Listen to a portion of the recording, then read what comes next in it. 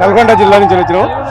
నల్గొండ జిల్లా జిల్లా మంత్రి కోమటిరెడ్డి వెంకటరెడ్డి పాలన సార్, అది అక్కడ రైతు భరోసా లేదు, రైతు బంధు లేదు, రైతు బీమా లేదు, ఏ ఒక్కటి కూడా వాళ్ళు ఇచ్చిన హామీలలో ఒక్క హామీ కూడా నెరవేరలేదు.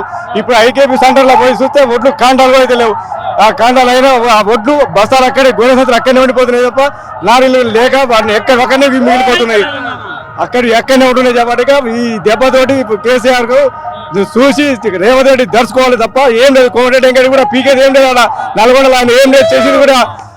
ఆయన ఇప్పుడు ఎక్కడ పోయి చూసినా కూడా ఆయన చేసేది కూడా ఏం కనపడుతుంది. అక్కడ ఏమన్నా భూపాలంటే కంజర భూపాలు చేసిన అభివృద్ధినే చూపిస్తుండు. ఏం చేసినా ఏం ఆయన చేసినాడా ఎక్కడ ఏం కూడా చేసిన లేదు. ఇప్పుడు ఒడ్డు కూడా కాంటకాడ అక్కడనే ఉన్నాయి. ఎక్కడి కాంటాలు పట్టి అక్కడనే ఉన్నాయి, ఎక్కడ బొత్తలు అక్కడనే ఉన్నాయి. గోనె సంచులు లేక కొంతమంది రైతులు రాబోదిపో మొత్తుకుంటున్నాం. ఎన్ని చేసినా కూడా అలా కాంగ్రెస్ వాళ్ళకు ఏమీ కాదు. ఈ దెబ్బతోటి కాంగ్రెస్ వాళ్ళు సర్పంచ్ ఎలక్షన్ కూడా ఇప్పుడు పెట్టారు. ఇంకా 5-6 నెలలు నల్గొండ అభివృద్ధి కేవలం కాంగ్రెస్ పార్టీ వల్లనే కోమటిరెడ్డి వెంకటరెడ్డి వల్లనే అవుతుందని మాట్లాడుతూ ఉన్నాడు. కోమటిరెడ్డి వెంకటరెడ్డి వల్ల 5 పైసా పని కూడా కాదు.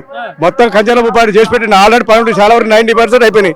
ఏమన్నా 10% ఏమన్నా సంచుల బొందులు ఏమన్నా ఉంటే వాళ్ళు ఏమన్నా కాంగ్రెస్ వాళ్ళు ఏరియాలు ఉంటే వాళ్ళు వేసుకోవాల్సింది తప్ప డబల్ రోడ్డుకి వేసుకుంటే ఉన్న రోడ్డుని మళ్ళీ మీరే వేసుకుని వేసుకోవాలి తప్ప ఏడ కూడా రోడ్డు. కాంగ్రెస్ పార్టీ వచ్చి 16 నెలల పాలన పూర్తయిపోయింది. ప్రజాపాలన అందిస్తున్నారు, 100 రోజుల 6 గ్యారెంటీలు అన్నారు.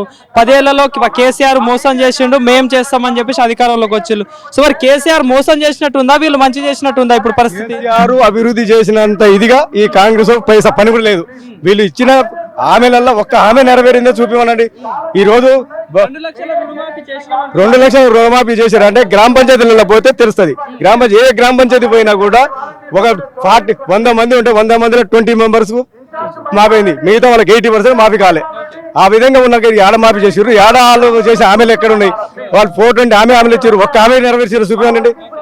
ఎక్కడ కూడా ఏం లేదు. వాళ్ళు ఇచ్చిన హామీలు వాళ్ళు చేసిన అభివృద్ధి శూన్యం, ఏం లేదు. కాంగ్రెస్ ఈ తేప కాంగ్రెస్ లో ఒక్క సీట్ కూడా గెలవరు వాళ్ళు. మళ్ళీ ఇప్పుడు ఎలక్షన్స్ వస్తాయి ఏంటి? మళ్ళీ బీఆర్ఎస్ అధికారంలో వస్తా, కాంగ్రెస్ అధికారంలోకి వస్తుంది. బీఆర్ఎస్ 99% 110 సీట్లు బీఆర్ఎస్ అధికారంలోకి వస్తుంది. బీఆర్ఎస్ పార్టీలో కూడా మరి కేటీఆర్ కేసీఆర్ అనుకుంటా ముఖ్యమంత్రి ఉంటే కేసీఆర్ ముఖ్యమంత్రి. కేటీఆర్ కి ఇప్పుడు ముఖ్యమంత్రి కేసీఆర్ ముఖ్యమంత్రి. కేసీఆర్ ముఖ్యమంత్రి తోటే మళ్ళీ ఆమె అధికారంలోకి వస్తాం. సాధ్యమే అంటారా కేసీఆర్ మళ్ళీ ముఖ్యమంత్రి అవడం? 100% సాధ్యం. కేసీఆర్ ముఖ్యమంత్రి మళ్ళీ నేనే ముఖ్యమంత్రి అయితే కేసీఆర్ ఆనవాళ్ళు లేకుండా చేస్తా తెలంగాణ రాష్ట్రంలో మాట్లాడుతూ లేదు. అయిపోయింది ఆయనకి. ఇప్పుడు ఒకసారికే అయిపోయింది ఆయన పని. ఇక రెండోసారి రాకపోయినాడు ఆయన. ఇప్పుడు ఒకసారికి ఇప్పుడు ఎలక్షన్ పెట్టవాలంటే ఒక్క సీట్ గెలుస్తాం చూద్దాం. ఇప్పుడు ఎలక్షన్ పెట్టవాను, ఒక్క సీట్ గెలిస్తే మాట్లాడదాం. కొండంగల్ కాడ ఆయన కాలు చేసినా గెలవాలి చూద్దాం. కొండంగల్ కానీ గెలవాలి చూద్దాం.